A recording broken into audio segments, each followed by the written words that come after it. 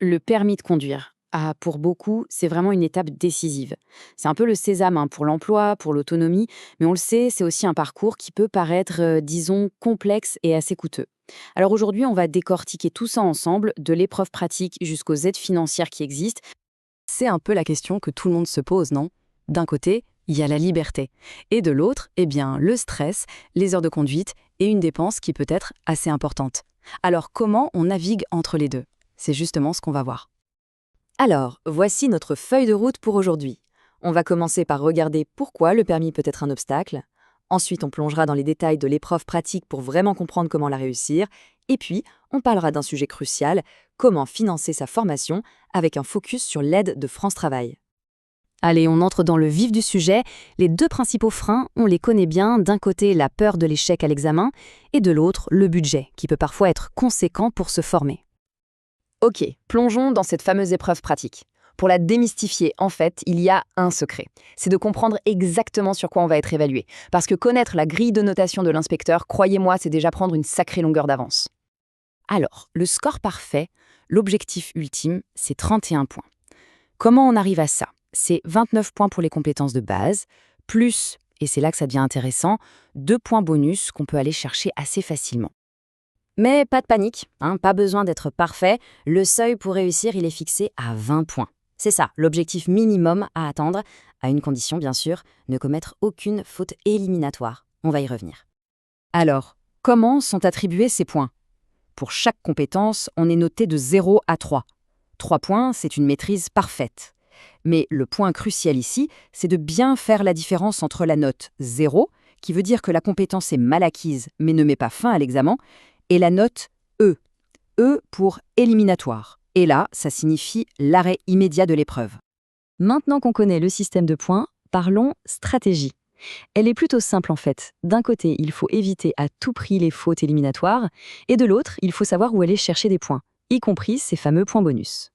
C'est la question la plus importante.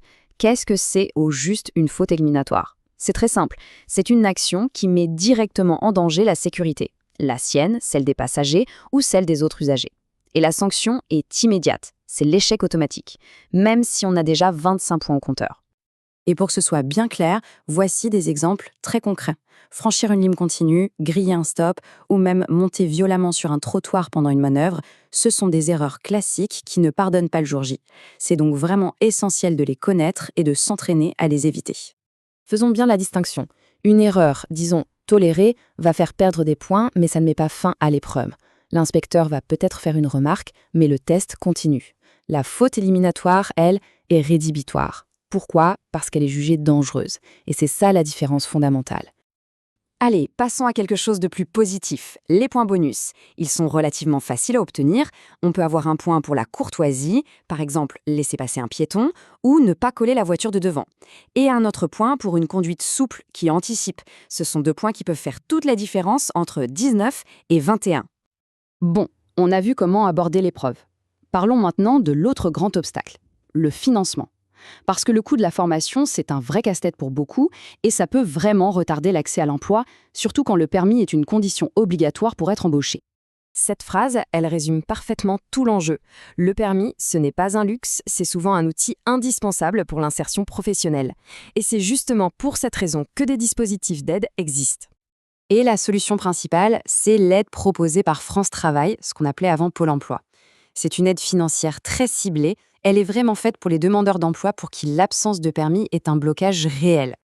Concrètement, cette aide, elle peut prendre en charge une grande partie et parfois même la totalité des frais de formation. Et point important, elle est versée directement à l'auto-école. Ça simplifie les démarches et ça garantit que l'argent va bien là où il doit aller. Et le montant est plutôt significatif, ça peut aller jusqu'à 1 200 €. C'est une somme qui couvre une bonne partie du coût moyen d'un permis en France. Ça peut donc vraiment lever un obstacle financier majeur. Ce qui est intéressant, c'est de voir comment le versement se fait. C'est en 3 temps. Un premier paiement au début, pour démarrer la formation, un deuxième après avoir réussi le code, et le solde à la fin.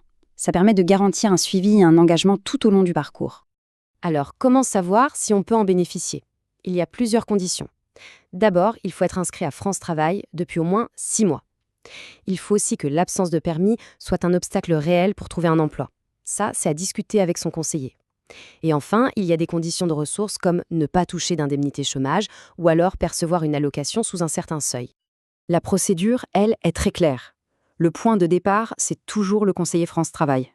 Et attention, le point le plus important est là, il faut impérativement faire la demande avant de s'inscrire dans une auto-école. C'est une condition indispensable. Un dernier point, et il est essentiel de le savoir, cette aide n'est pas un droit automatique.